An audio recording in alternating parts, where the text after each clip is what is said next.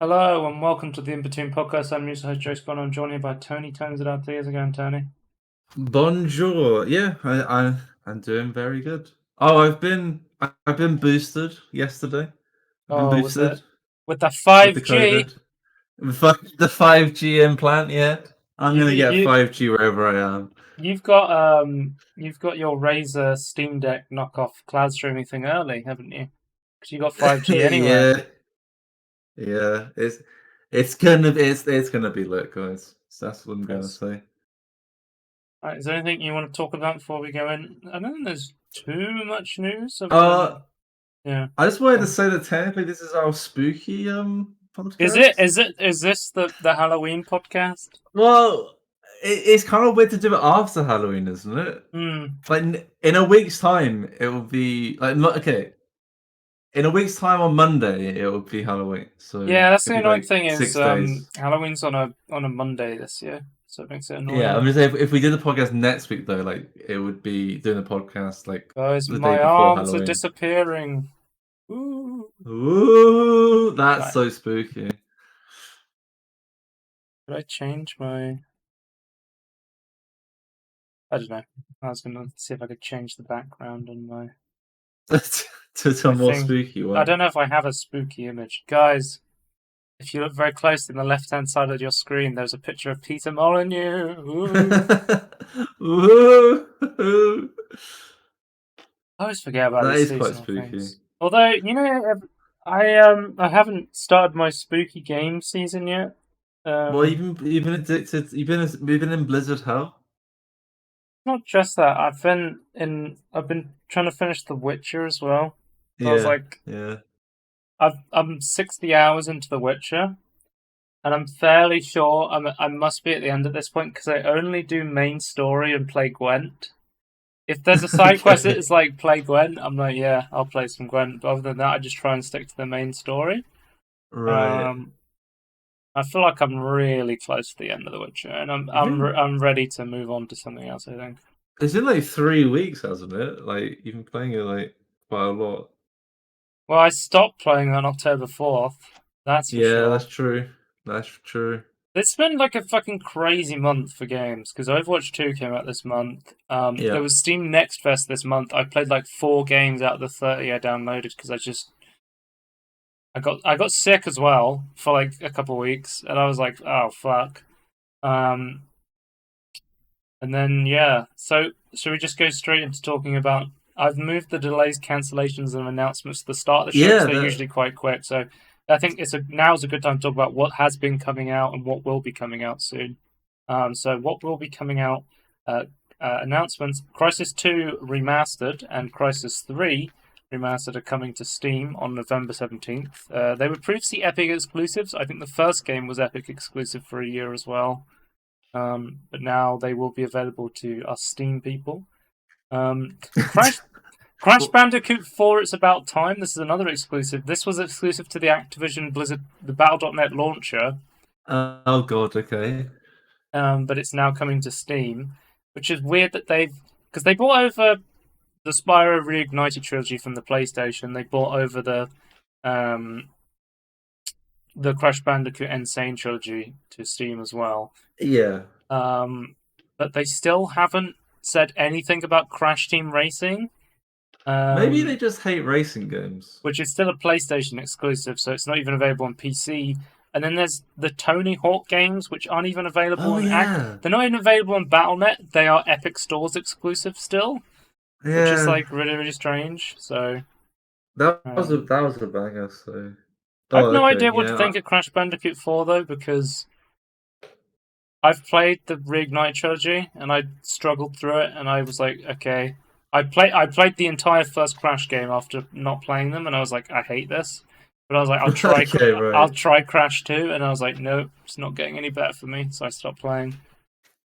Um, It's for like just more of the same than like the other three, or Speaking of games coming from PlayStation, we have Uncharted Legacy of Thieves collection launched a couple days ago, about 5 days ago. yeah. So Um, if you want the other three, then I guess you have to buy a Yeah, PlayStation. so if you don't understand, this is called the Uncharted Collection, which may lead you to think, oh, this is all the Uncharted games bundled together. No, this is Mm-hmm. Uncharted 4, and Hmm. the spin-off one. Yeah. So, as someone who hasn't played an Uncharted game, I'm in a really weird position where I'm like, I'm not going to buy a PlayStation to play the first three Uncharted games, I but I don't am. know if I'm going to jump in at Uncharted 4. I would say it's fine to jump in. I mean, I would personally want to start from the start. Like, it is an interesting story. Yeah. Like, do we have any information on like the other three coming out? It's like we have like No, we have nothing. nothing at all. So that's the thing is I don't know, like I think it's fine to jump in if you want to, I but think yeah, the if you want, idea is that maybe Uncharted wait. 4 was um, already like a pretty modern game. I think it was probably Yeah, running on yeah, something like Unreal Engine if it wasn't already. yeah. It So was easy. It's easy to it was port. easy to port over, but I think if they were going to take the original first three games, they would have to pretty much remake them. I mean, it's Naughty Dog, so Yeah, did because Last of Us they've remade The Last of Us like 5 times now, in and it's coming well, to yeah, the recent PC one's as in a well. modern engine, so Yeah. yeah. Nah, Um, yeah, I don't know. I think it's fine to jump in. Like, I think the stories are like told in a way like you can like pick up on like how people act and things, and like someone be like, "Oh, you are a friend." Like, "Oh, I didn't know that," but like I think it's fine. I mean, But I've just been playing The Witcher 3 after not playing The Witcher 1 you, and 2. yeah, I just played Metro Exodus after not playing Metro yeah. 2033. I think So it's a similar thing. You can do the same. the other one, so Last Light, I think it's called. All right, Yeah, it's just I us. think it Yeah, is acceptable to play some games not right at the start if the ones are older and they have their own, yeah, yeah. issues and stuff. So I might check this out at some point.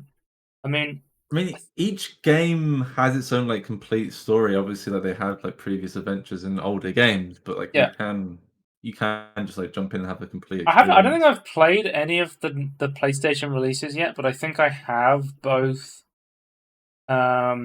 I got no, not Uncharted.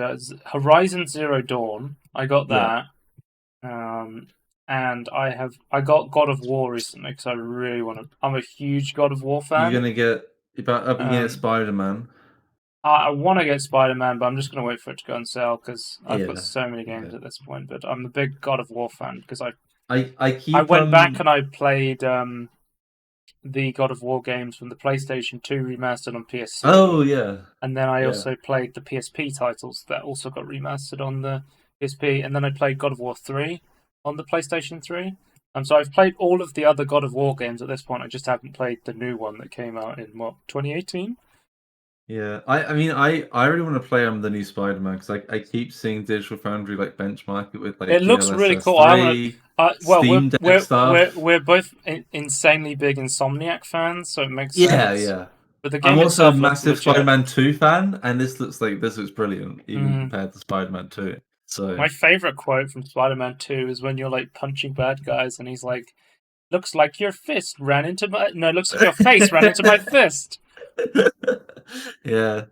Who can forget the iconic pizza theme tune from Spider-Man Oh 2? my god. There are so many things from like Spider-Man 2 that obviously not in the Insomniac one, but yeah, I would love a remake of Spider-Man 2. Hmm. Next up, we Genuinely. have Gotham Knights, and this one's kind of a I don't know about this one. So this is I've not from seen the this properly. It's not good right now. It I does mean, not. famously, we were both pretty disappointed by the boss battle we saw like last year, like showing off like Mr. Freeze boss battle. Mm. Oh god, there's a thunderstorm outside. I hear rumbling. Yeah, If the stream there's a suddenly storm. goes down, you know what happened. It There's a got me. genuine storm warning right now in our general vicinity. I hope it doesn't cut the power. Please just get your battery back up. You've got your what's it called? Uh, no, Universal we power don't have thing. one. What are they The thing called that okay, again? this is a tangerine, but the thing that allows you to have like backup power for Tesla stuff is like the gate. It's called Tesla Gateway, and it is like an uninterruptible power. Right. It can isolate you from the grid.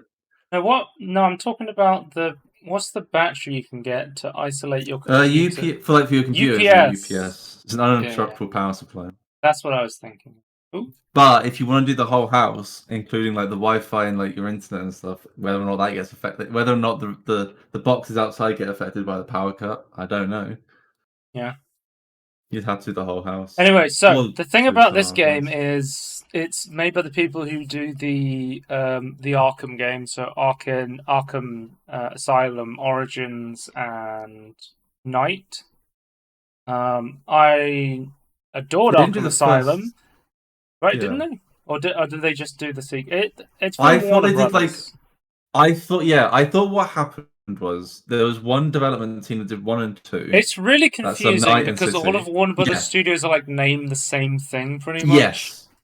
And I think a new development team came on because the old ones didn't want to keep doing the same stuff, so then they got them on for Origin and Night. Hmm. Or Night and Origin, whichever way around it came out in. So I'm pretty sure it's the people from the last two. I could be mistaken on that, but I Okay. thought that was what was happening. Anyway, I they made one of the games of the trilogy, right? But I was a big fan Yeah, of Asylum. Um, I was yeah. a I was Asylum a is really good. I was a City is big really fan good. of City because I was like, oh, it's open world now. This is really cool. And then I It's one of played like the better paced Origin, open world games as well. and Origins is where I think I fell off. I was like, oh shit, this Yeah. is like it was really broken when I played it. Origins.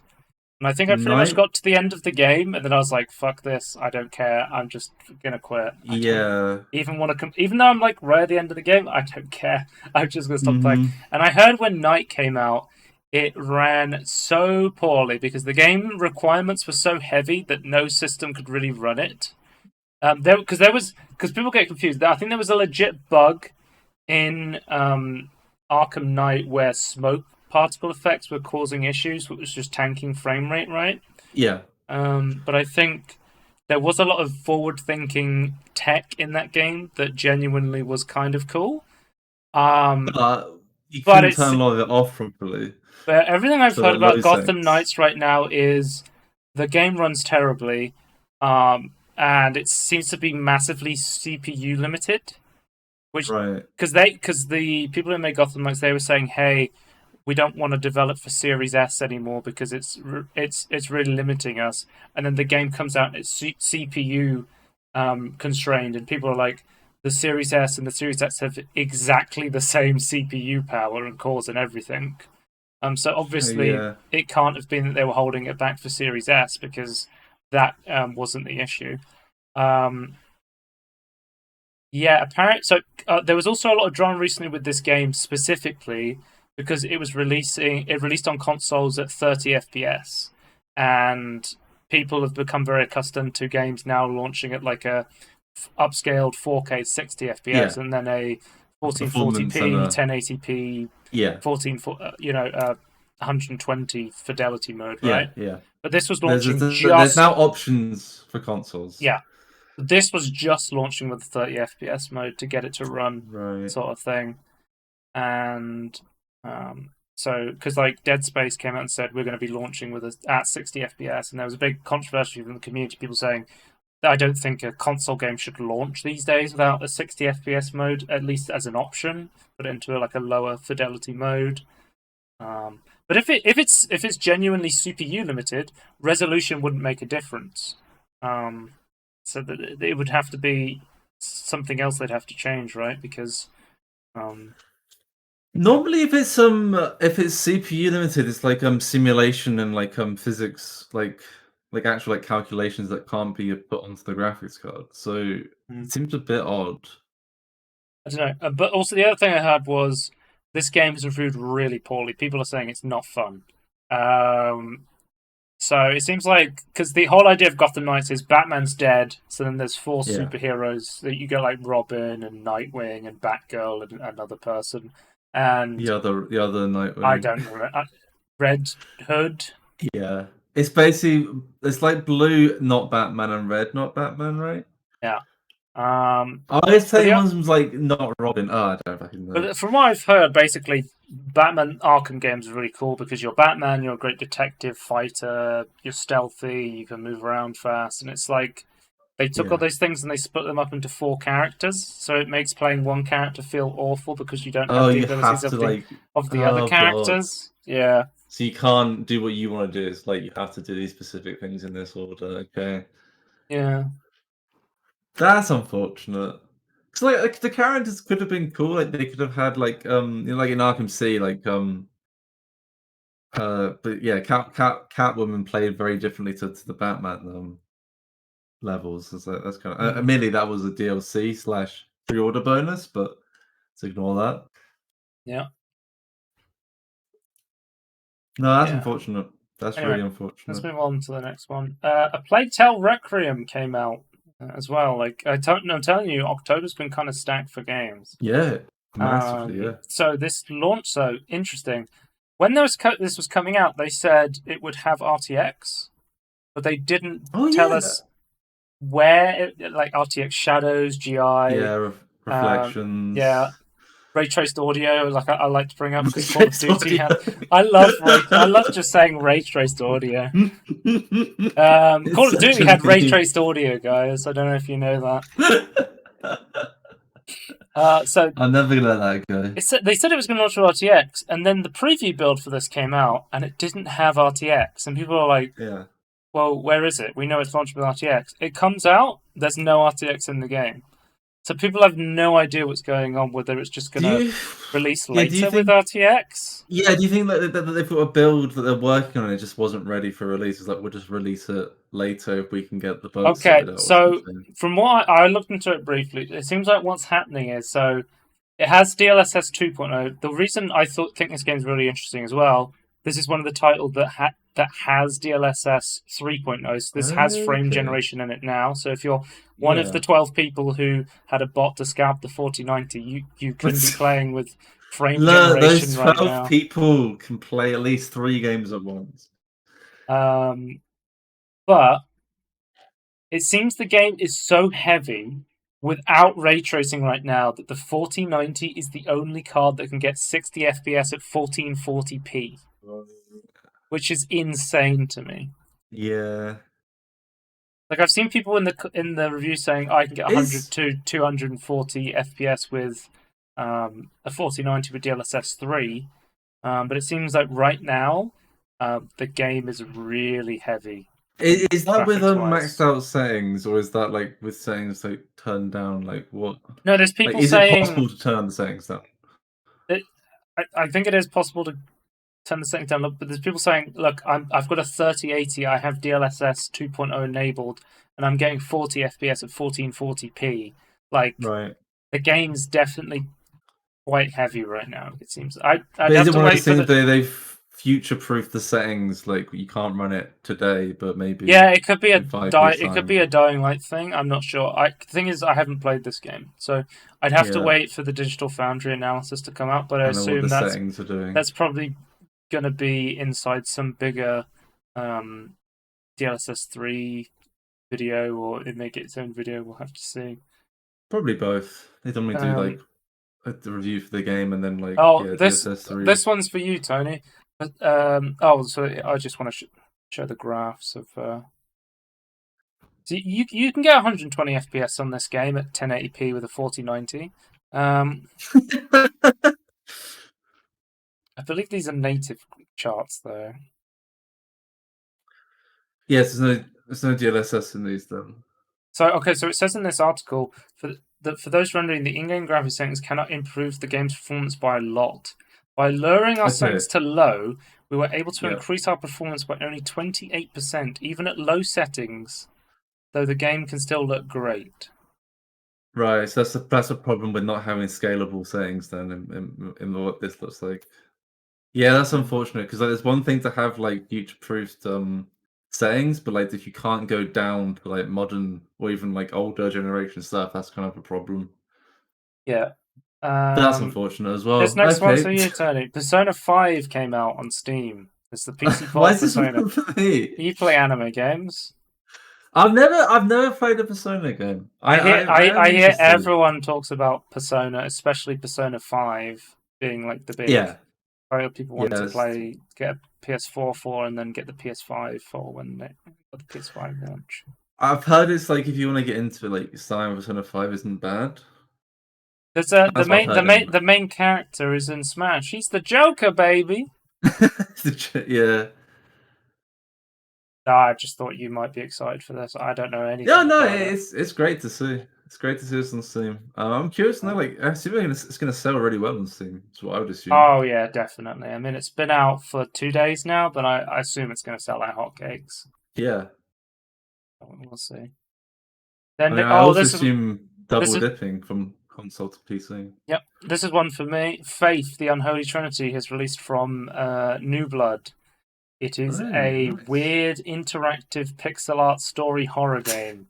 So a good time to launch. It is the spooky episode, guys. Faith, the Unholy Oh, Trilogy. it's that demo. It has a demo. We should try it for the. Yeah. We need a spotlight. Actually, we should play this. Yeah. Okay. Okay.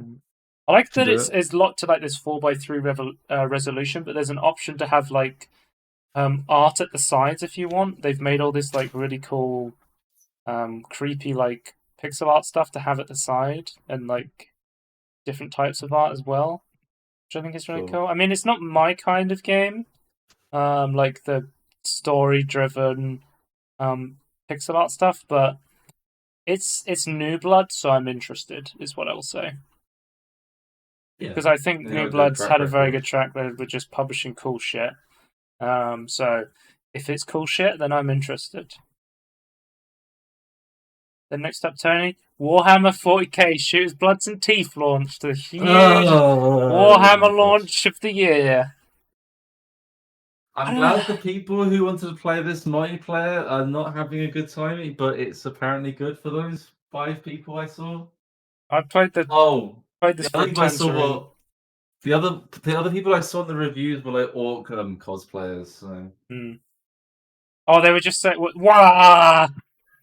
It was a bit more involved than that, but yeah, it's just like in like orcish, like typing and like just shouting stuff. So. People are saying it's a very short game from what I read briefly. They're saying it's about 3 to 4 hours long.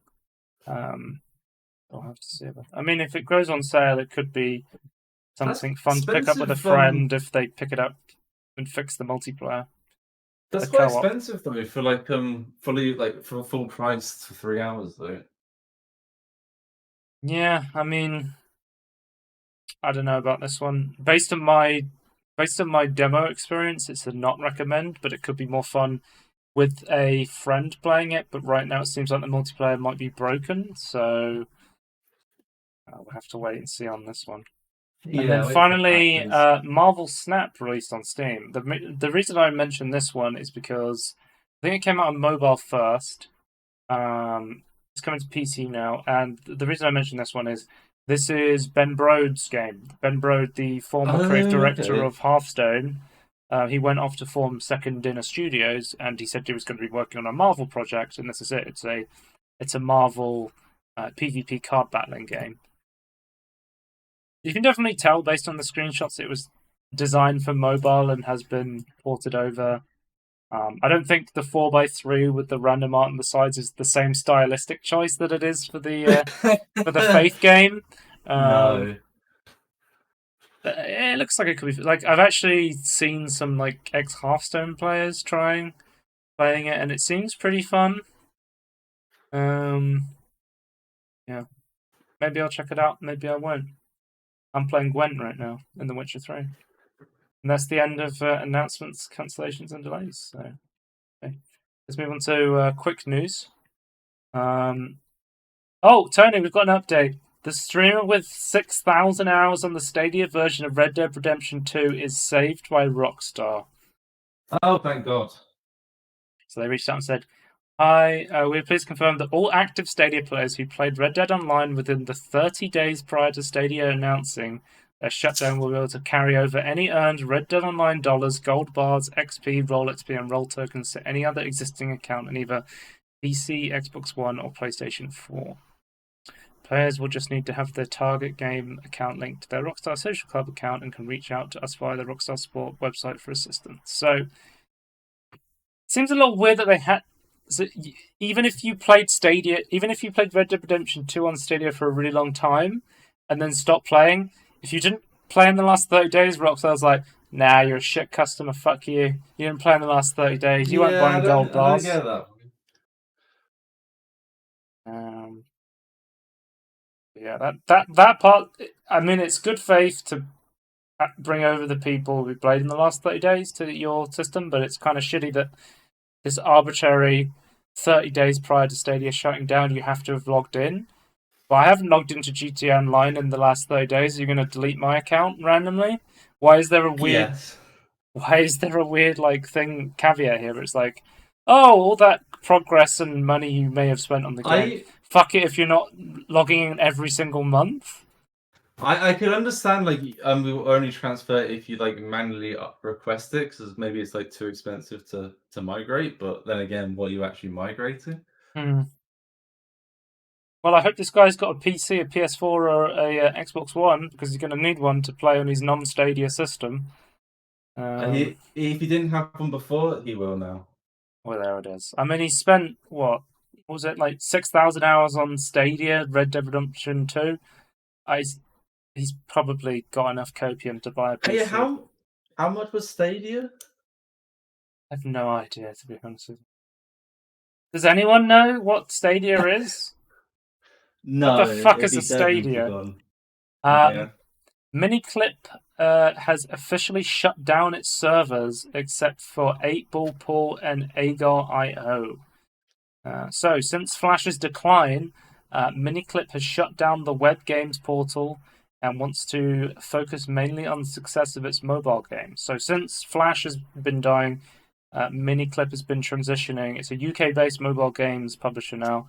It's been transitioning to making mobile versions of its games. So it recently exceeded 4 billion downloads across its mobile portfolio, which includes games like Agar.io, Mini Militia, and 8-Ball Pool. I think 8-Ball Pool was always popular on Miniclip. I think it's one of its most popular games. Right. And I think it is popular on the phones. I think Apple even like integrated their own version of 8-Ball Pool into iOS. You could play against people. I know. This is something interesting to talk about that I probably won't talk about anywhere else. Discord has integrated games into Discord now. Oh yeah. I tried the putt golf one, and it was okay. Wasn't there like two other Um, ones you could do if you had Nitro? so the ones you could do for free, there's putt golf, and then there's YouTube watch parties. So there's Which is an official system where you can watch YouTube yeah, videos together, and you'll be able to which control is your own great. subtitles and volume control and stuff like that. Because we And then used to you listen to can, music on YouTube Mhm. together, but it's like all the bots got removed because YouTube changed their like services. Yeah, because they were like, hey, we don't because they were like, well, if you're listening to the music through YouTube, you're not watching ads. Yeah, And with it was cheating the system. with this new system, you will be watching ads, which Yeah. is the caveat there. And I also think don't you need to link your YouTube with Discord so that you have to be like logged in effectively? I don't know, to be honest with you. If I'm already Okay. logged into my YouTube on my Discord, then I didn't have. Then that may be I've already done it, but Yeah. I used it and I don't know. I'd have to check. Okay. I think you just check connections or something. I can't do it while I'm in streaming mode because it's protecting my data. Yeah. Yeah, shame to see. I don't know. Did you used to play Miniclip back in the day? I used to play it tons when I was a kid. I loved Miniclip. I dabbled like from time to time, but like, I was like I'd like play other stuff, so I was not really. well. The one that was big for me was I was a big Armor Games enjoyer. Armor Yeah, Games yeah. was like probably my number one Flash website for Flash games. I was on that Yeah, like yeah, every day. 100%. Um, yeah. Sad to see it shut down, but I think it's a reality of Flash is decline and also mobiles. Obviously, massive business. It makes sense for the company. Didn't know they were based in Yeah. the UK. I had no idea. So interesting No. to read that. Let's move on to EA news. The Sims 4 has gone free to play on Steam. We talked about this. You can now download this game from fucking 8 years ago and play it for free on Steam. And then you can, after you've played it for free, you can go, well, I need to buy all the DLC now. Yeah, But basically. There's not much. Okay, there is. Okay, there's stuff you can do in the base game, but like compared to other Sims games, there's a lot less than there used to be. yeah, and then because they also had like a big showcase of Sim stuff, we actually got an announcement that says the Sims 5 is in early development under the codename Project Renee. So they have at least acknowledged, hey, we realize the Sims 4 is a really fucking old engine at this point and it's really holding back. graphics and Yeah, creation and it's been stuff like like that. it's like 2013, isn't it? Or like 2012 or something ridiculous like that. What, the Sims 4 came out? Yeah, 2014. 2014. But yeah, it's nice to have them at least acknowledge that there will be a Sims 5, and we don't have to wait for the next gen port onto the PS6 of GTA 5 again. Yeah. Um, we might be getting that based on people's reaction to the GTA 6 leak trailer, so we'll see. Let's move on to Steam news. We've got a quick one. Valve has registered the trademark for Neon Prime. It seems like this will be some sort of new IP from Valve potentially. I don't know what's going on here. It is it it could be a new IP. I hope it's not a Dota thing. That would be awful for It's me it, as a no, non-Dota it's gonna enjoyer. be it's a new sale name that they've trademarked. Yeah, because I fuck it. Make Neon Prime a new Day of Defeat game. I don't care. Just don't make it Dota related. Like I love Portal, I love Team Fortress 2, I love Half Life, I love all your franchises, but everything they've been making before Half Life Alex, it was just like Underlords, Artifact, you know, putting everything into the International and Dota 2, and I was just like, I don't care about Dota 2, I just Yeah. don't care. Next up, we have Blunders. Apparently, Stadia exclusive Outcasters won't be ported to any other systems and will shut down with the platform in January 2023. They just want out. So, I was wondering, why the hell would anyone be developing on Stadia in the first place? Apparently, Google's offering like really profitable margins for people and like offering lots of money to develop games for Stadia. So it seems like devs would be in for a really big payday if they could get their games out on Stadia as a Stadia exclusive. But it seems like just the service just shut down before anyone could actually get their games out, and they're just going to recoup their costs. It seems like some of these developers. So apparently, Right. Outcasters was a last man standing installer-friendly, fast-paced 8-player combat game that tests your speed and creativity. It was like a multiplayer party game by the looks of it. It was going to be free to play on Stadia. That sounds terrible. I mean, who the hell is wanting to play this? Maybe it's for the best they shut down. No, I won't say that. I don't know anything about the game, but based on the description and the screenshots I'm seeing, it doesn't look like the best game that I have seen before. Next up on Blunders, we have No More Heroes 3 PC port is a straight port of the Switch version. So if you don't What? know, No More Heroes 3, the PS5 version got updated visuals, draw distances, even the shirts got updated textures to them. But this is just released on Steam, and the Steam version is a straight port of the Switch version without any enhancements.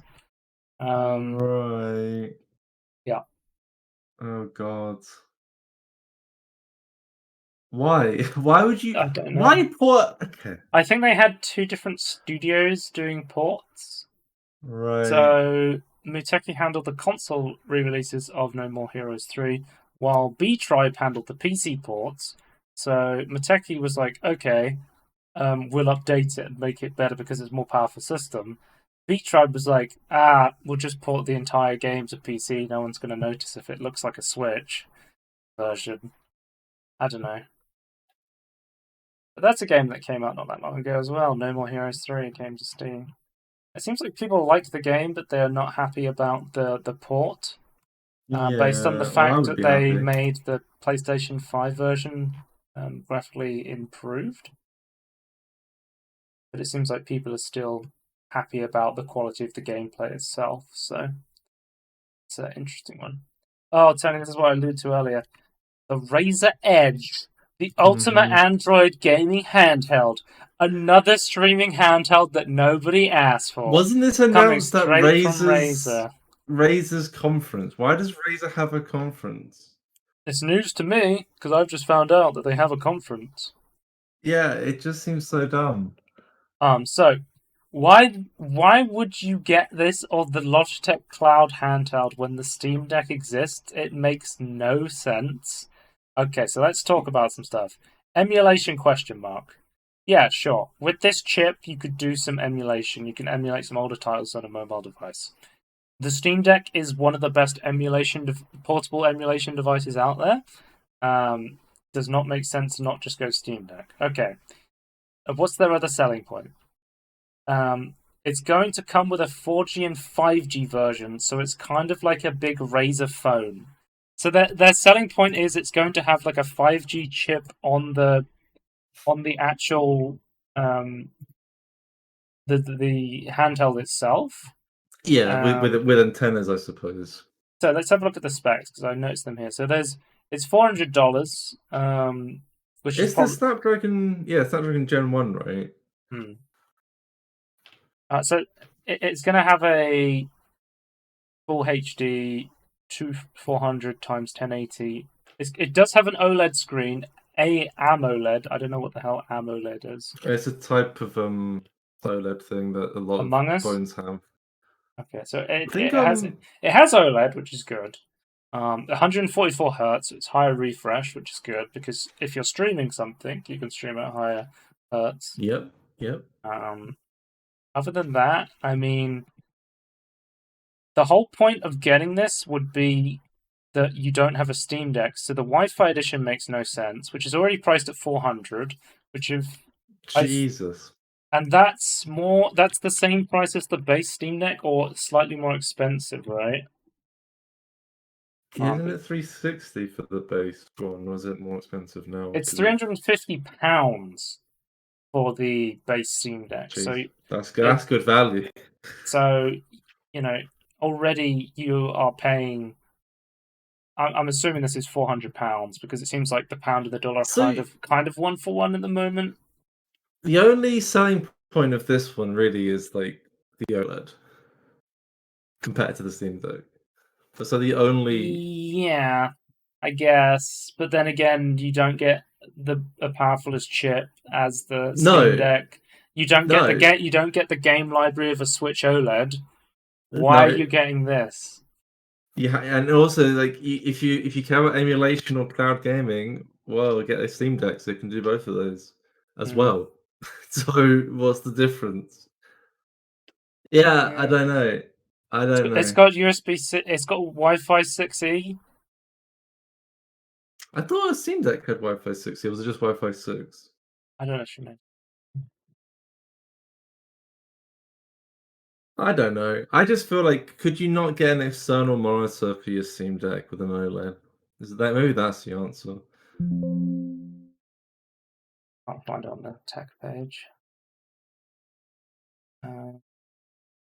So dual band Wi-Fi radio 2.4 gigahertz and 5 gigahertz. That's what it says on the Wi-Fi on the Steam Deck's official page. What are you saying? No, don't worry. I just wanted. So it's going to cost you. I'm just trying for my Steam Deck. It's going to cost you $500/£500 or whatever the hell the 5G edition is going to cost. Which I'm assuming if you're getting this as a streaming device, you're probably going to want the 5G edition. Like, let's think of the perspective of someone looking to buy a streaming device specifically in a place where they don't have Wi-Fi, because there's no reason to get this over a Steam Deck if you have access to Wi-Fi. I have a genuine question. But from the perspective of, okay, I want to stream Xbox Game Pass, that's not something you can do easily on Linux. I have a genuine question though. Surely you can buy a phone, maybe a little bit more expensive, like for £600, that has exactly the same chip in it with a good OLED that can also stream games from the cloud. You could get 5G. Hear me out. You could get a Razer phone. Again, Asus phone. Those are good gaming phones. Yeah. I don't know. But I don't understand. I don't get it. It's like it's a phone that's not. I want to call. You know what I want to. You know what I want to call these streaming handheld things? I want to call them Stadia Steam Decks. Just call them Stadia Decks. They're the Stadia of Steam Decks. They are just make absolutely no I sense. am gonna call them Stadia decks. I think that's short and sweet. I like it. Stadia Yeah. decks. Here we go. Okay, so let's move on to tech news. We have the big news that I alluded to last week. They are unlaunching the Oh 12 yeah. gigabyte 4080. I was on the Nvidia Reddit because I was Wait. Which 480, Joe? the 4080 12 gigabyte. Oh, the 4070 with a different name. The 4070 slash 4070 Ti, whatever they decide they're going to rebrand it to. People are saying it's either going to be 4070 or 4070 Ti. That's like So they basically came massively out and said, speculated. look, they got caught up by, I think, literally everybody when they tried this. They said, it's not even the same chip. It's not just a difference in memory. It No. is noticeably slower. It is a completely different SKU. And you're trying to pass this off as just a different 4080, which is just going to confuse customers. Can I just say, even if it was like just a slight change, the fact that you still have two 4080s is still Yeah. stupid. Like, just have one SKU.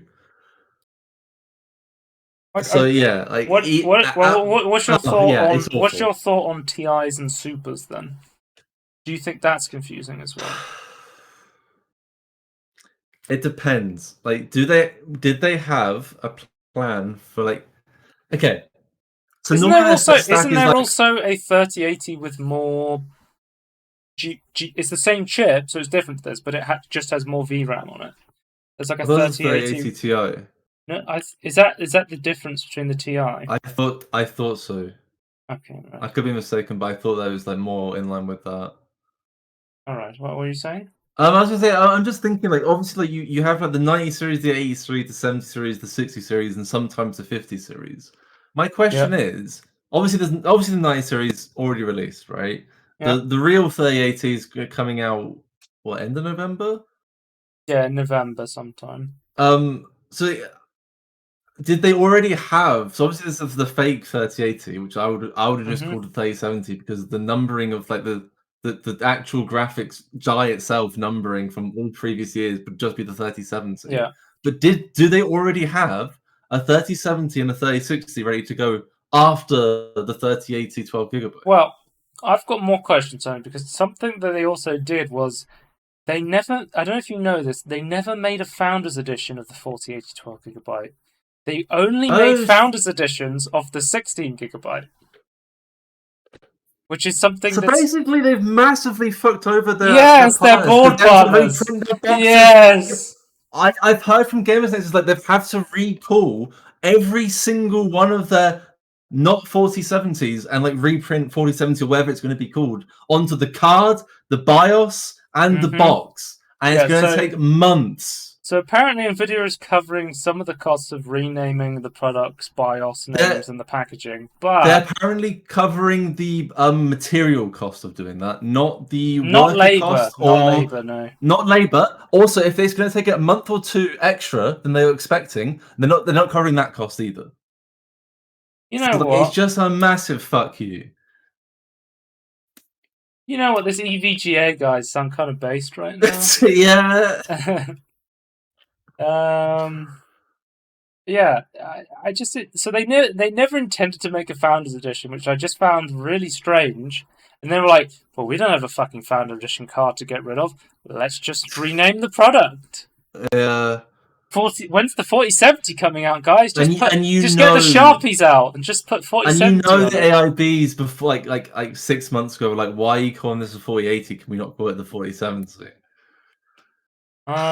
So one reason this may make sense as an advantage for Nvidia, the AMD's GPUs are going to launch in November. If this 4080 12 gigabyte launched in November, it would probably get absolutely destroyed by AMD's lineup. Not just like Um, put like price to performance. yes, it would get destroyed in price performance based on the price of the card. I think what has to happen is there has to be a 4070. It has to relaunch as a 4070 tier at a much lower price than they were asking for it. Because right now, it makes 0 sense to buy the 4080 12 gigabyte. Yeah. Even if they renamed it and relaunched it, it still would make no sense to buy it at that price. especially As long considering AMD's about to launch price to performance cards that will do have do we have any next gen pricing ray for tracing AMD on them. stuff though? No, we don't have Because I'm concerned because they're using a similar TSMC process that it's just super expensive. 4 nanometer. Yeah. Yeah. I know from a business side for TSMC, it's something crazy like it's like 60% more expensive than the previous process node to manufacture Mm, at the moment. But so. oh yeah, I don't know. I'm really concerned that like this is just like the pricing of the current like node of processing, and I'm just Well, you we're all want to gonna talk? get You want to fucked. talk more about overpriced garbage? Let's move on to VR news. Oh yeah, The yeah. Meta Quest Pro is up for pre-order. It's going to cost £15,000. No, it's not £1,500. I mean, if They're it costs 1500. £1,500, or Yeah. So $1,500 if you're in the US. I kind of went down a rabbit hole last week looking at Yeah, some other stuff. This is like very similarly priced to like I didn't even realize this market existed. Apparently, the business Pimax VR goggles. 8K or something like that. No, just well, yeah, but just like but businesses buying VR glasses or VR headsets, right, is a thing apparently, and this is like the Yeah. sort of price tier. Like So somewhere between this, 1,500 and 4,000 so is this what is businesses are willing to this, pay for. this is being marketed as an enterprise slash super enthusiast headset. That's Yeah, what the pricing comes in. So let's talk about specs.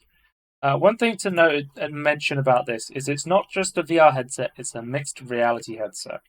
yeah, So I yeah. have It's a video AR here stuff. where Okay, I haven't Mark A.S. Brownlee, Marquez actually got a Pro, and he was.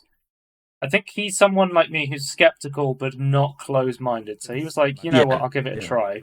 Give everything a try. Yeah, But from what you see in this video, this whole like metaverse thing, the headset kind of makes sense when you look at it like this. Like the idea that you could have multi-monitor setup anywhere, that would be quite useful. yeah, yeah.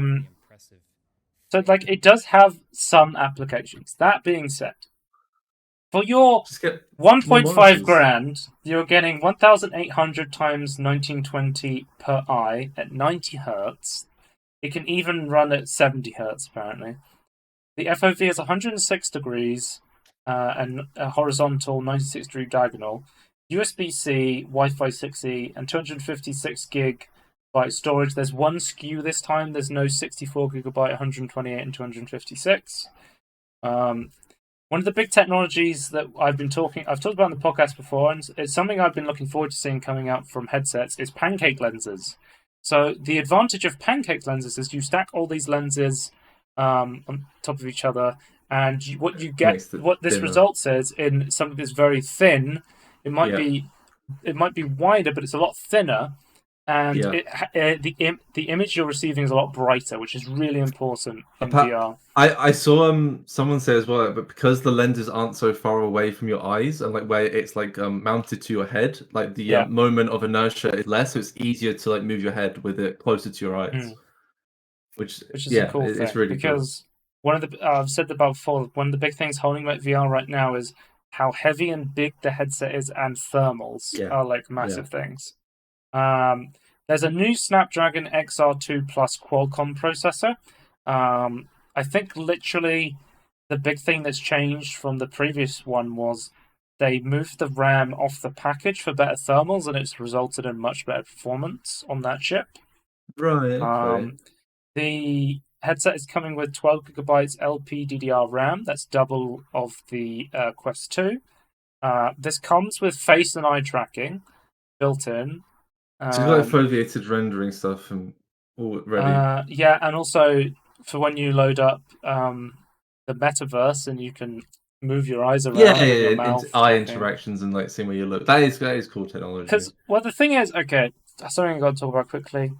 I could see somebody who's like a serious VR chat player wanting this to play with the eye tracking and the face tracking for the full immersion VR chat, because people pay a lot of money for third-party accessories, because there's like the face tracker for the Vive and there's eye tracking in the Vive headsets. How much is the third-party stuff though? It's very expensive. Very, okay. Fair enough. If it's okay. So do Like, you? I'll look it up. For you. I think the Vive facial tracker is probably like hundreds of dollars on its own. Yeah, but I'm just Um, thinking if you're taking like a normal a meta quest, right, and then just combining it the with Vive facial track, third-party the thing that stuff, just tracks your mouth and your face, it's £129. but that's Uh, still. Would it still not make financial sense just to get the normal meta quest and just combine it with that, if that's that what you works want? with the Vive though, so you have to buy a Vive, Okay, you have and I to think buy only some of the there's Vives nothing have like eye this. tracking. I think there's a. It Okay, may even just be the Cosmos has eye tracking, which is another enterprise headset that Vive has. It's like a lot of this okay, stuff, like eye tracking, has been like a from Meta even. It seems to be locked behind this commerce tier.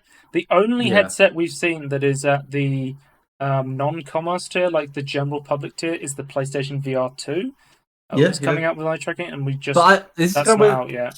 this is where I was going when I was going down the rabbit hole like earlier this week. Is like I was just trying to create that. Wait, like there's tons of new VR headsets coming out for Yeah, enterprise stuff, and it's like I had no idea like that they're developing this. Like there's the yeah, actual innovation happening. They're just super expensive.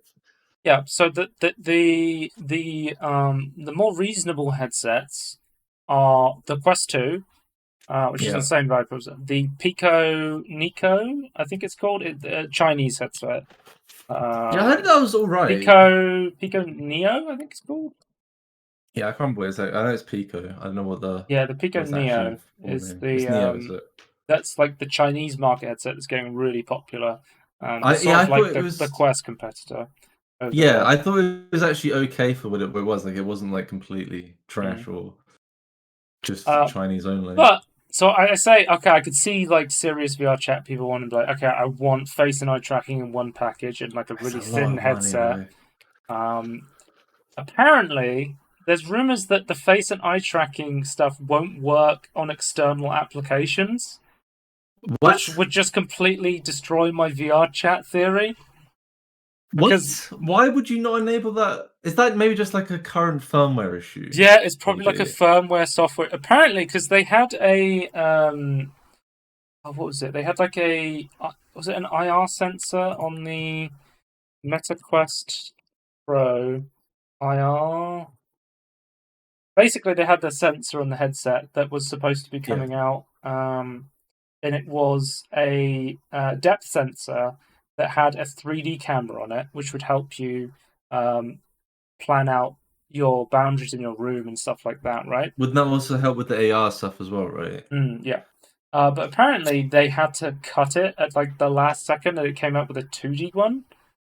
So you now have to I'm like gonna manually assume. track Yeah. your room and I'm gonna stuff be still. honest. I'm gonna assume chip shortages for that because that's like a similar like technology how cars I wanted to think like detect stuff. from the rumors I heard, it was breaking the headset.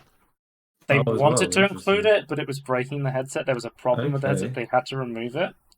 Fair enough. So we're not even getting OLED screens here. We're getting quantum dot LED. Quantum dot's good, but it's not I've mini heard it. OLED.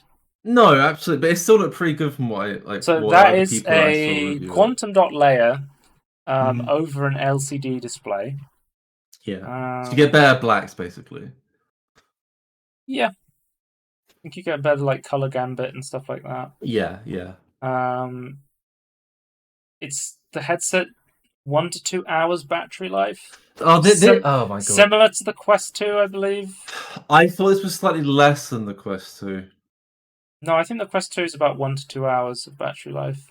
I thought in like what people were really getting, it was like you could like squeeze out 2.5. With this was like you couldn't even squeeze out two. Like that what Well, they're saying is two we is like don't know up yet because to. the headset's not out yet, but we'll have to see.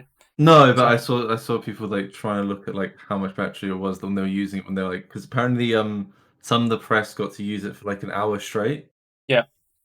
and they're like checking the battery and stuff. So I'm very disappointed with the because like, it's an integrated battery like at the back of the headset, right? For like for better stability of like and So movement of the the headset. the reason that I think it's draining more power is that there is so many more cameras running Yeah, on that the Quest computing. Pro because you've got cameras tracking your eyes, you've got cameras tracking your face, you have cameras tracking your outside.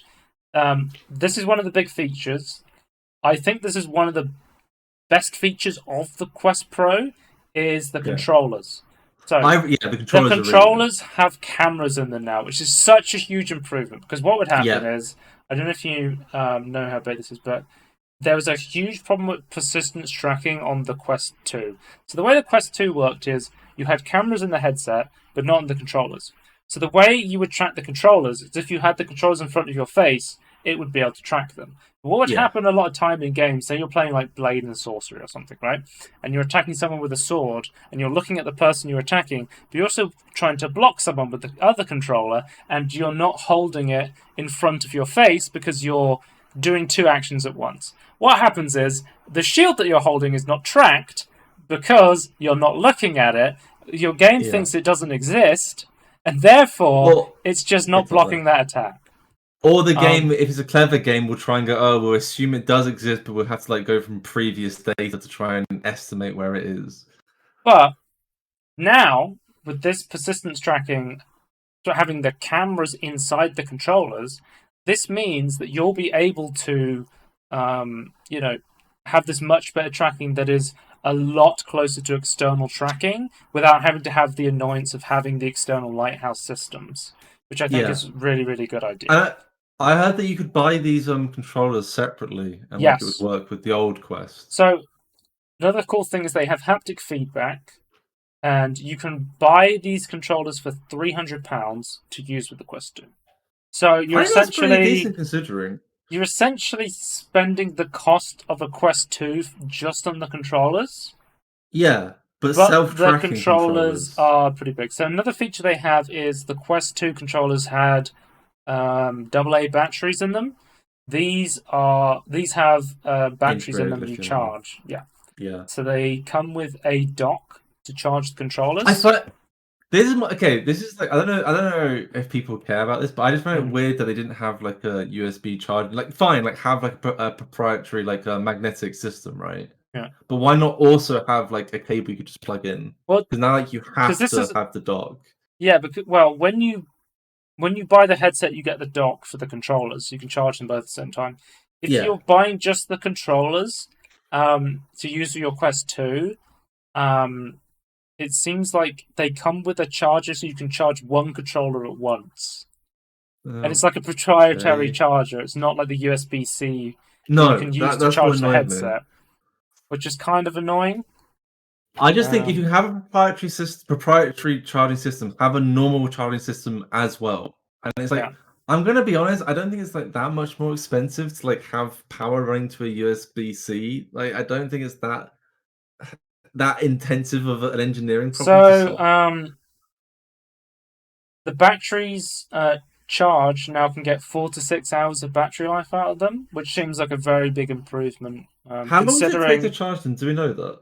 No, obviously we that's don't have quite important. We don't have all the full details in the MetaQuest because it's been announced, but there's none in the wild yet. But it seems like, considering the headset only lasts for 2 hours and a bit plus, maybe potentially if you're on lower apps, 4 to 6 hours. That's you'll only have to charge them after like 3 play sessions or 2 play sessions. So that's like really good improvement if you're somebody who is just using AA batteries in the controllers and you never had to charge them. At least here you're not having to waste AA batteries, but you're not having to charge them too much. You can get rechargeable. Yeah. That is what a lot of people did, especially if you have the wireless Xbox.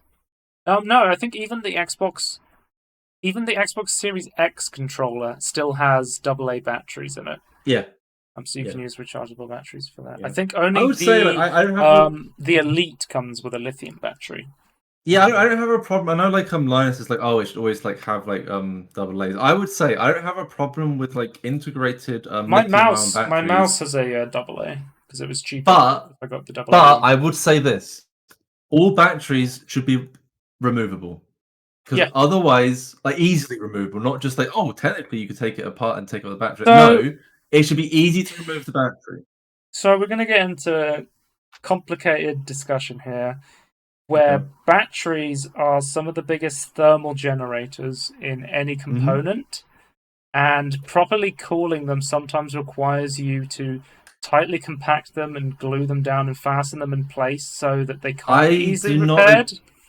I don't agree with the glue part. You can fasten it and screw it down and still have good thermal contact to the cooling With system how you have. compact some of these small form factor things, it's really hard to get screws in there. All I'm gonna say is phones have okay. Yes, phone batteries are glued in, but in something like the iPhone, for example, there are little tiny screws that fasten much bigger component or much weirder and like things that need to be flatter components like for like the display with little tiny screws that go into the outside. I don't understand why you can't have like an integrated structural element attached to the battery that you could then screw in. I just feel like this is the current status quo of the consumer market, and I don't think it makes a lot of sense. I honestly think you can integrate without glue.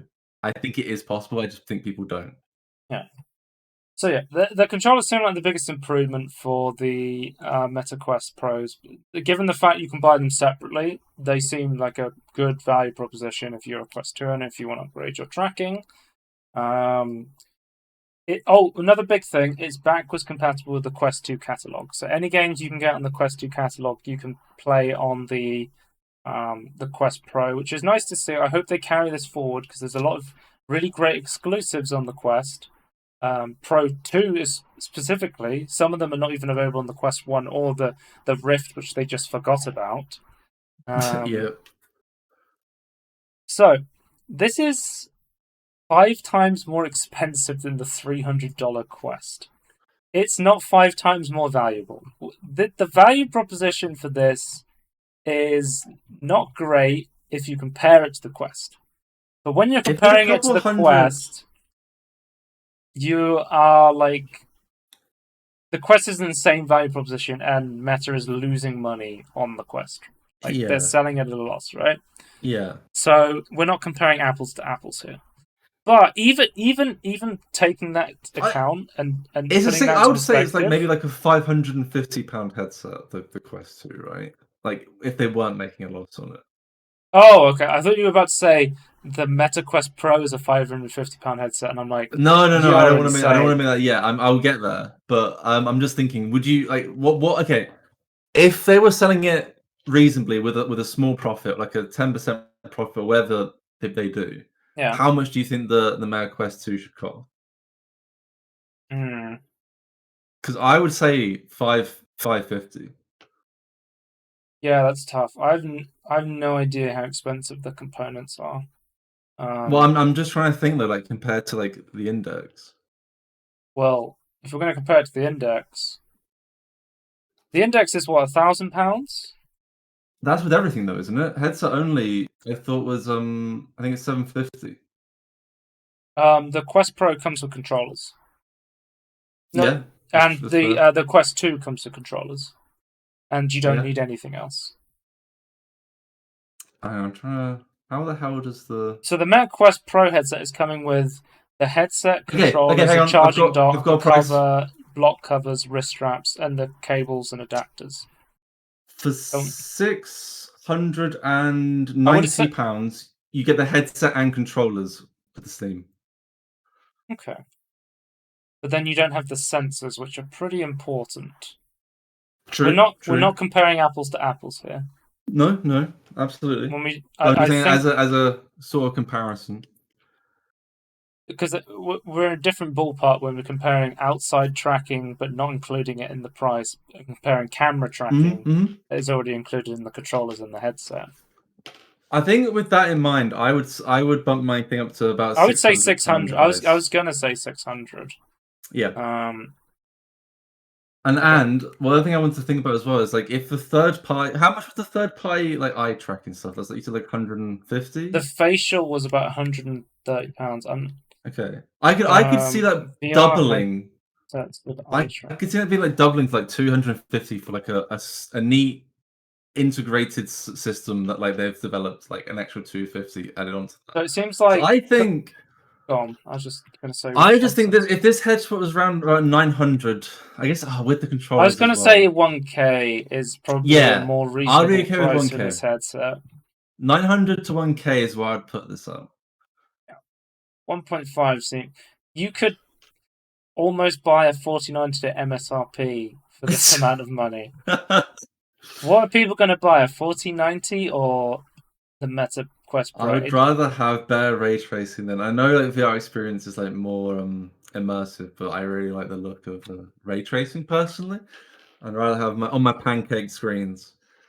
So yeah, the only commercial headsets with eye tracking right now are the Pico Neo, the Vive Pro Eye, and then the HP Reverb. So I was saying like right now you either have a Pico Neo Chinese headset or you have a Vive pretty much Yeah, if you want yeah. eye tracking, which is why I'm saying this could be a valuable proposition for more competition in the eye tracking facial tracking market. Because right I think now, this is the if you want start. eye Yeah, tracking and facial tracking, you have to get a Vive. Basically, it's your only option. I am looking But forward to see how this goes, but this particular product is too expensive. yeah, I agree with that. But there's always like a 50% markup at I least think for like enterprise stuff.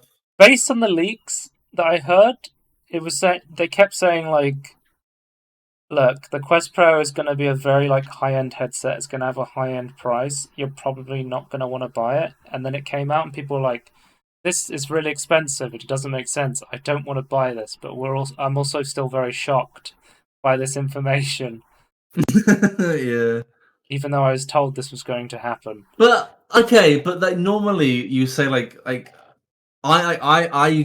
can't bring myself to like spend £1,600 on a graphics card, right? And like I was shocked like how much Hmm. more expensive it was compared to the 3090, right? But it has the performance to like match the price. This like doesn't What do have you think the about additions to the match. 3090 Ti? They were trying to sell for like 2 grand when that came out. Yeah, that was ridiculous. That's absolutely that was insane. That's just a scam. And like all you got was like extra video memory at the end of the day. That's like what games were actually Well, what using if I because told you, you're Tony, that the getting this all. 4090 was so popular that UK retailers are selling them at like 1.8K and then Really? people are Jesus. scalping them for 2 grand slash 2.2 grand of money. I considering the uplift, I actually think that's more reasonable, and also that is like free market doing scalping things. So Yeah. I can't entirely blame Nvidia for that. What if Nvidia didn't have a paper launch in their founder edition, so you could buy them for MSRP? I It have a seems funny like they don't feeling give they. it. It seems like they don't give a shit about their partners and want to just fabricate all their own boards. They just Yeah, can't yeah. right now. I am curious, and this is a complete tangent from VR stuff, but I'm curious to know how many Founders Edition 4090s they actually made for the launch date. Well, Like, I was there on the launch day on the website, mhm. and I was refreshing it as soon as I went live, and they were all gone within 5 seconds. Yeah, yeah. But the other thing to remember is that there's tons of people wanting it. Yeah, As but much there's as the 30, but 'cause here's the crazy thing, Tony, the 30 there's series was a paper launch. There were so many more 30 series made, even on launch day, compared to 20 series. but what I was going to say was they were gone within 5 seconds, which means bots bought them. So no Yeah, humans are getting them unless they're willing to buy the third party ones that actually have anti botting systems in place, or yeah, they're buying them from scalpers. yeah. Which sucks. I do So think I we're do either think big businesses need to protect against bots. Nvidia had no system in place. No, Not at all. They had no queue, they had no pre sign up, they had no they like reserve price. did they limit the number of sales per account So I'm not or sure. per So card? the way it works is in the UK, Nvidia makes the cards, but they don't distribute them. So No. you click purchase on Nvidia's website, and then you're redirected to Scan, and Scan does the distribution I for the founder okay. cards.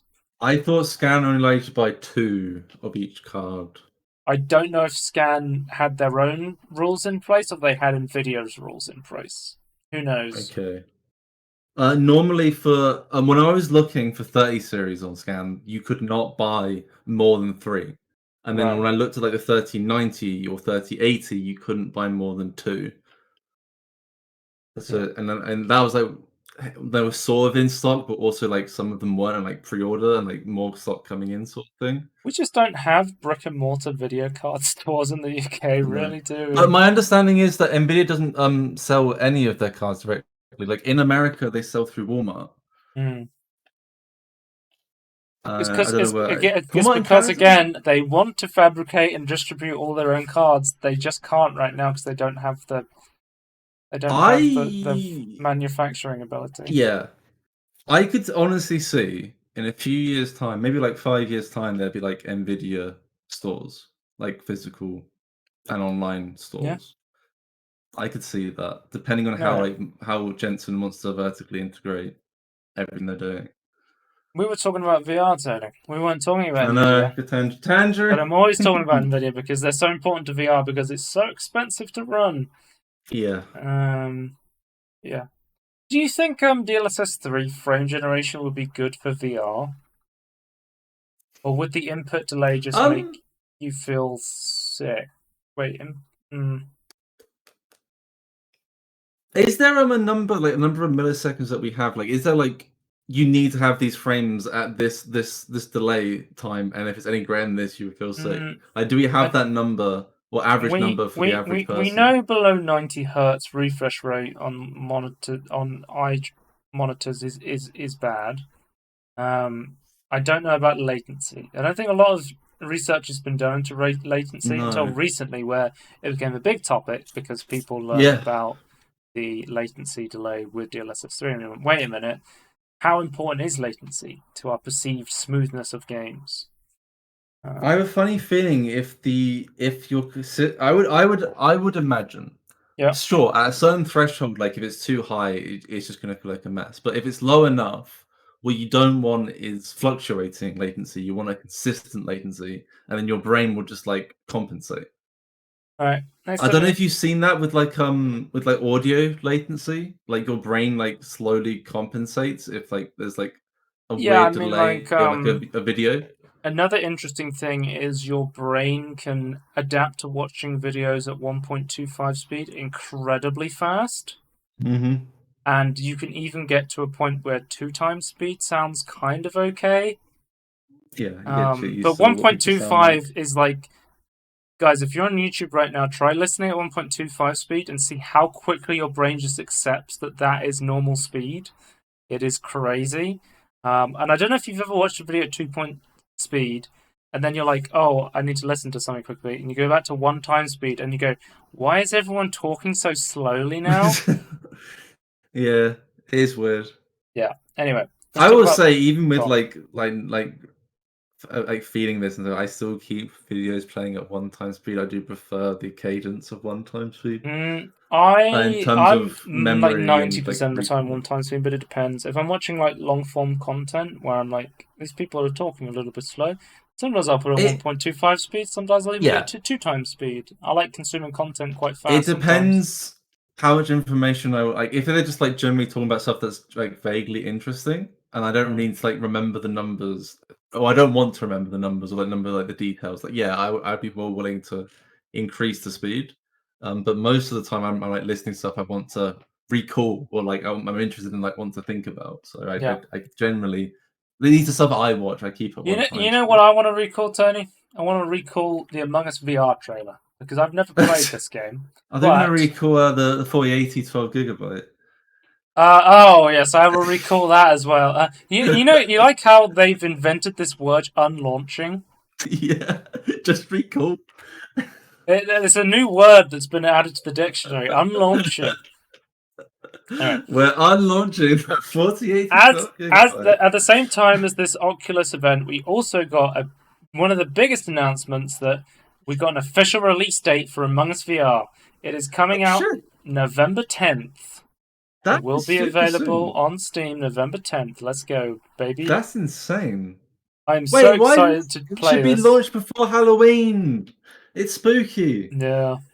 It's a But secret horror game. Come again, on. holiday season, they want to get out before Christmas so people can get, Yeah, kids that. can get it as a Christmas present, I Yeah, guess. absolutely. I assumed they were trying to get out, but before December. Yeah. But this game looks really fun. I can't wait to play it. I'm really, really excited to try out this game. So this game looks really Yeah, cool. it looks Uh, great. Moss Book 2 just got a surprise release on PC VR headsets today, or on October 20th. It just came out on Steam randomly. There was like no fanfare, nothing about it. It was just like, yo, Moss Book 2, it's out on Steam. I think it was it a PSVR exclusive or it was like an Oculus exclusive for a little bit? I know I think the first one was PlayStation exclusive um, for a little while and then came over to Steam. Uh, yeah. But I'm it still seems like confused, like how this plays though. I think it's one of those like 3D platformers, but your head's the camera. Yeah, I'm really yeah. I think I'd have to try what's that out. I don't think my brain can get used to that as a concept, but maybe it's easier once you actually try it. I mean, it looks really cool, like the environment and the Apparently, graphics. this So this released exclusively on PlayStation, and then released exclusively right. on Quest, and then released on Steam. So they've just been making the rounds. It seems like. It's nice that more stuff is coming to Steam. Like Mm. everything was like a Quest exclusive, right? Yeah. So that's quite good. Well, I was just so glad because I remember seeing the Oculus showcase for VR, and I just saw the Oculus logo, and then Among Us VR comes up, and I go, "No, the most exciting VR game of the year is going to be an Oculus exclusive." And it's Yeah. Inner Sloth. It's Inner Sloth working with Shell Games, my favorite VR developer, and it was like, "No, this is such a good combination."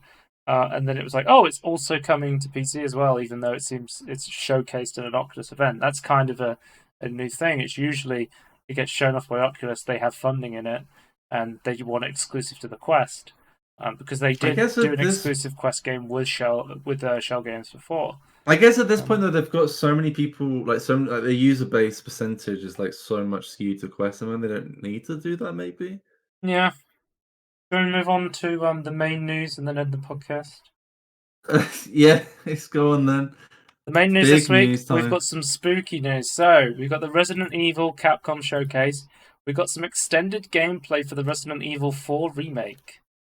It's looking pretty good so far. I mean, apparently they've removed a lot of the quick time events as well that were in the original game of like running away from boulders and stuff. It seems to be Oh, more of okay, a. okay. It seems to be more taking that theme of like a more horror centric rather There than are the random some wacky comedic parts that Resident Evil 4 had. yeah, I only I'll say is like one like there's like the stuff where like if a zombie like grabs you, I say zombie. Yeah. One of the villagers grabs you and like you have to like rapidly like tap a button. I Mm, hope that's still in there because that actually adds like a lot of tension. mm. To me that really works. But yeah, the boulder stuff, the running away from a boulder, that can fuck off. So that's fine. Well, I have PTSD from QuickTime events in Resident Evil games after playing Resident Evil 6. So if they just said we removed No, all those are QuickTime trash though. events, I was like, thank God. Like, I No, just I don't want to do any but more QuickTime genuinely events. though, the Resident Evil 4, like you've been grabbed, you need to like kick them off and like tap something quickly and then kick them away. Like Mm. to me anyway, like really added tension to like the scene. Like I quite like that. But as someone who's played Resident Evil 2 remake this year and absolutely loved it, very much excited to try this out if it's anything the same quality as that game because that game was awesome. Yeah. And it's one of the great Resident Evil games, and I know The 4 is highly regarded, so hopefully this has the same love and dedication that that one did. the old hell is a little bit weird. I'm gonna say that now. It's got that NVIDIA hair But the actual physics. village, the it's not just that. It's like the way. Maybe it is. Like There's maybe it's quick like it's time not. It's events when you get grab Tony. It's confirmed in the yeah. I just gameplay. saw that actually. That's brilliant. Thank God.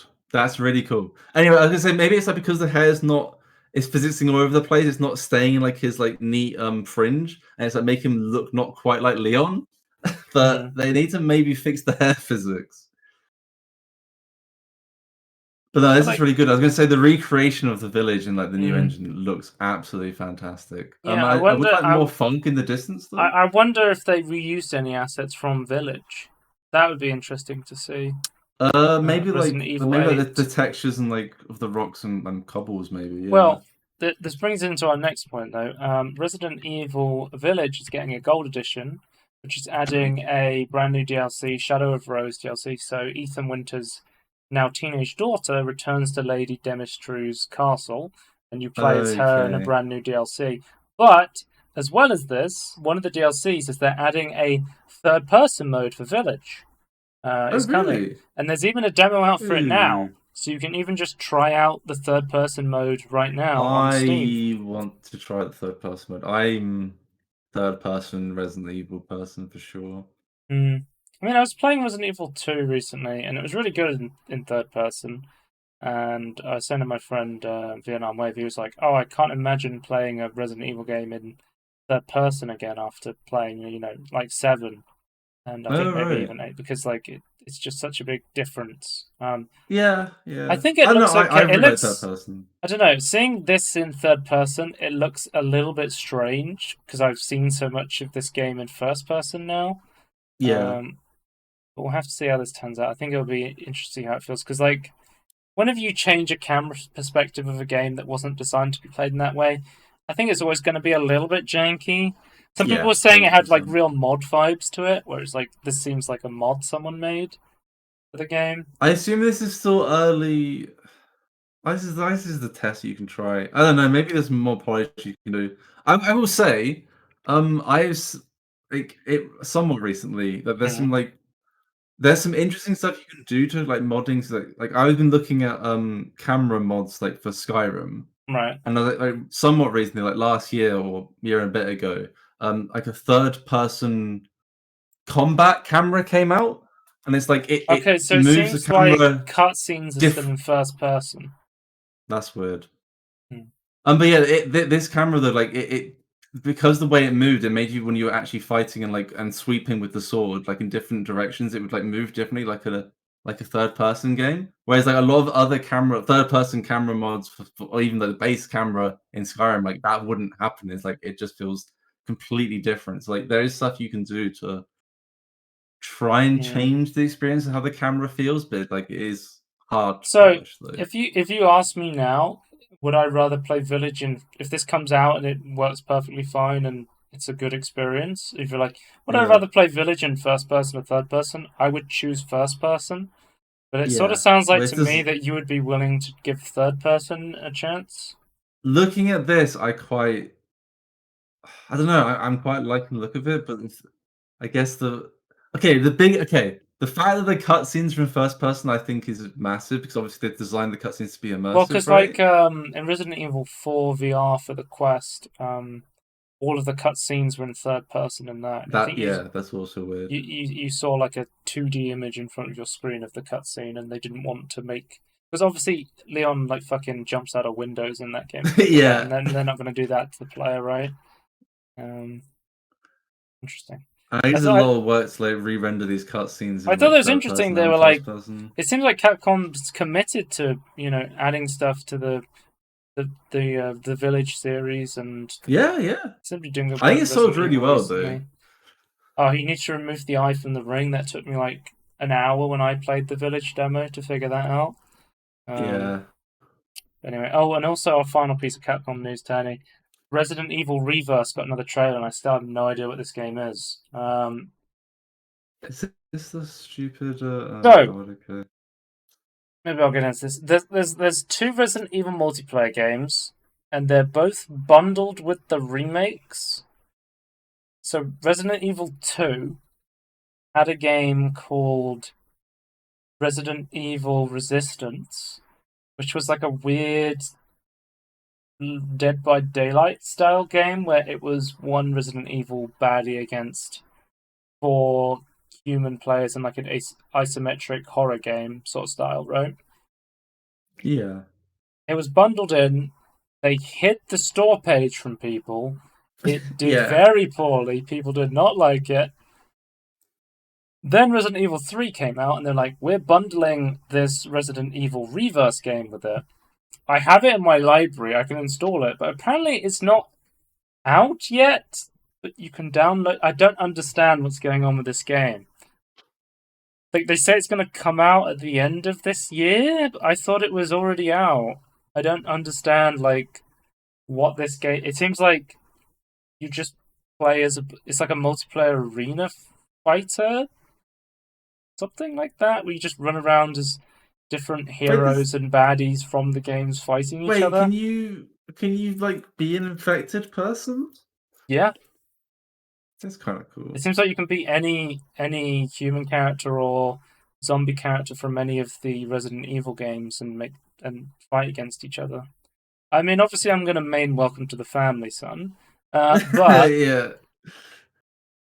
I don't know. It just seems kind of maybe this is the next multiverses, guys. Maybe we found it. But we'll have to wait and see. Um, but this will come out later because this is actually kind of interesting. So we got a big Silent Hill announcement. So we got a brand new Silent Hill teaser trailer. They're going to remake Silent Hill 2. It's coming out on PC and Steam, which is the platforms we're interested in. And I'm sure it's Okay. coming out on consoles as well. But have you ever played a Silent Hill game, Tony? No, I've seen like a lot of like stuff about it, and like there's a lot of like really cool like concepts and stuff. And like I quite like obviously there's like the famous like fog limitation to get around Yeah, like a graphics issue. yeah. But yeah, I've never actually like played one. I just see I've never played stuff talking a. about it. I've never played a Silent Hill game unless you count playing one of the PT mods in another game. I don't know if you know what I'm talking about. Um, was it one that like actually recreated Silent Hill? Was it just inspired by? So there's a video game called PT, which was You can't buy it essentially anymore. no, you could never buy it. It was a psychological horror game. It was a collaboration between Kojima and Guillermo del Toro. They came together Yeah. and they made this horror game that was a demo, or it was like a free download or like a teaser on the PlayStation where you essentially walked around a corridor and looped through it. But every time you looped, stuff started to change. And Yeah. that was the idea. Is the entire setting was one corridor, but it was this weird, like psychological, Silent Hill-y kind of horror stuff was happening. Yeah. Um, but it got removed seemingly randomly, and the only way that people have preserved it is every single game that has a mod tool in it, people recreate PT. It seems Wasn't like. isn't the problem that Konami owns the rights to it? Yeah, well, so for any of this to be good, Tony, we're gonna have to put faith into Konami right now, which is the real Yeah. big caveat with this stuff that I'm going to be talking about right now. It seems like someone's lit a fire in Konami because they're actually starting to develop games again, which is like so strange for Konami right now. Yeah, it's They were been like so a long. they became like a gambling company for a while. They For were like 4 years straight, they were yeah. making Pro Evolution Soccer games for a long time. Well, they're half-assing it, but yeah. But I kind of okay. Trailer wise, graphics look amazing. So let's talk about the team behind it. It's Bloober Team. So the interesting thing about Bloober Team is they've worked on a couple of games that are similar to this before. So they've worked on the Medium, which I think is the biggest, easiest crossover between these two games. Here's the store page, by the way. So the Medium is essentially a story about a woman who's torn between two worlds. It's really interesting because you're always rendering two different worlds at the same time. Like technologically, it's really interesting. Um, does the Medium have ray tracing as well? Actually, I don't know if it does. Let's look, I don't know. Medium ray tracing. Ah, yeah, the Medium has ray tracing as well. So it's an interesting looking game, and one I've been wanting to try for a while. It's on my wheel right now, so as soon as I finish The Witcher 3, I could potentially be playing the medium, but a game I've been really interested in trying. They've also did like the famous Layers of Fear games that are quite popular, like first-person psychological horror games. Observer is another like first-person psychological horror game. So it seems okay because I've seen people shit talking Bloober as the choice for making the Silent Hill game. I think people are holding the old Konami Silent Hill games like very highly in regard and going, you should get like only the best to work on this. But I think, given Bloober's track record, I think they might be a good choice for this. I think if they can pull off something similar to the medium, it could be like a quite an interesting experience. I don't know. Yeah. What are your thoughts on the dev team? Um, my perspective on Bluebird team is a bit marred considering some of the themes they added to the medium. What I don't know. specifically? I'm curious to see what it was. Basically, the I don't want to get into it, but it's basically they have a very interesting idea of how like childhood trauma works, and it's like it's angered a lot of people. Okay, so Um, you're going to story perspective wise, right? yeah, and but it's like in a concern, like the way they're presenting is like quite concerning Okay. to think. But I don't know. Um, yeah, I'm curious to see what happens. I know some people like no, like fuck Bloober team. I'm willing to see what happens, but yeah, I knowing I'm how the I medium haven't plays played a out, Bloober Team game yet, but from what I've seen of them, they seem okay. So I think yeah, from a technical point of view, I think they're fine, right? hmm, And yeah, I don't know. I'm curious to see what happens. Like if they're gonna like create it like it once was, like if it's just technical skills that need to be implemented, like probably fine. But we'll see. yeah. Well, I'll have more information on Bloober Team when I play the medium, probably sometime this year, maybe next year, but we'll see. And yeah, Hmm. that's Silent Hill just came out of fucking nowhere and announced like 3/4 Silent Hill games are in development. I don't know if you've seen all of these. We've got another one. Silent Hill Townfall is the next one. So this is developed by No Code, who developed Observation and Stories Untold, and published by Annapurna Interactive. So this is more of like a walking simulatory, slow FMV point and click game style. Can I just I think. say it's weird to see Konami at the front of like a trailer sequence of a game.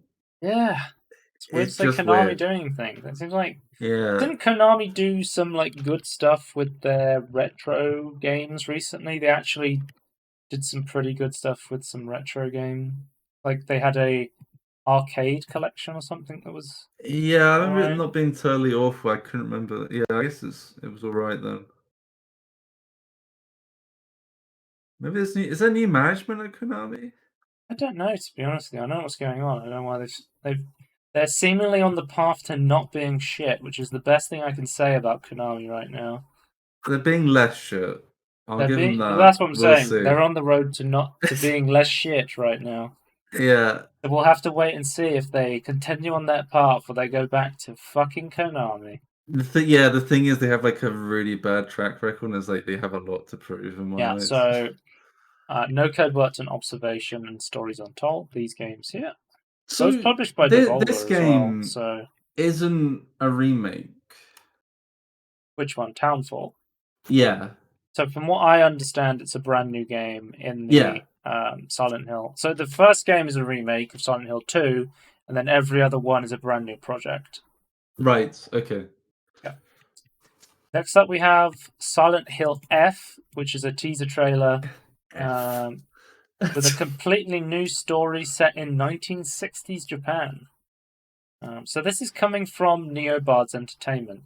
And where this becomes really interesting is based on the news we got earlier. I don't know if you know, Neobards Entertainment previously were a Capcom support studio, and they made Okay. Resident. So they're the ones who make Resident Evil Reverse, the new Right. Resident Evil multiplayer game, not the weird Resident Evil one that's hidden and bundled with Resident Evil 2, Resident Evil Resistance. they make this new one that's bundled with 3, and they also they did the Devil May Cry HD collection when they were over at Capcom. So that's what they've done in the past.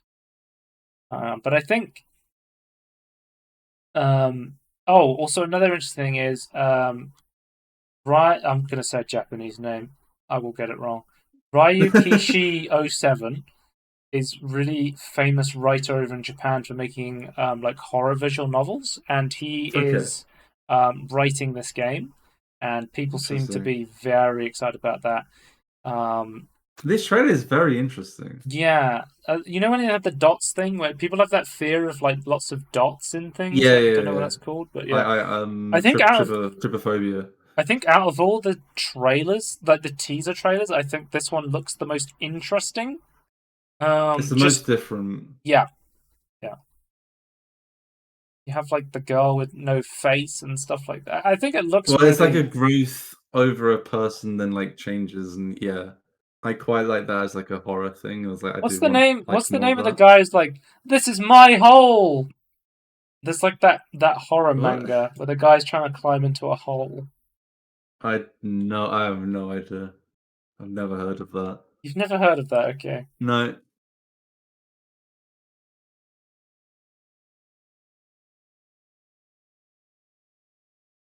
The Enigma of Megara Fault. Oh, so Junji Ito is what this was giving me vibes of. Junji Ito is another horror like visual novel creator who does like really creepy imagery in like Japanese manga. So he's got some really cool art if you're looking for some creepy stuff.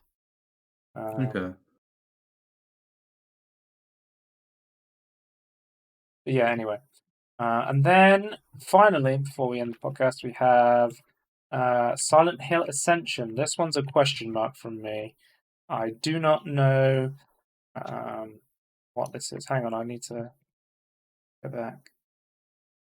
So Resident Evil Resistance was like just as Capcom. So maybe they did do the Resistance game. I don't know. Anyway, Silent Hill Ascension is a interactive video streaming experience from the series.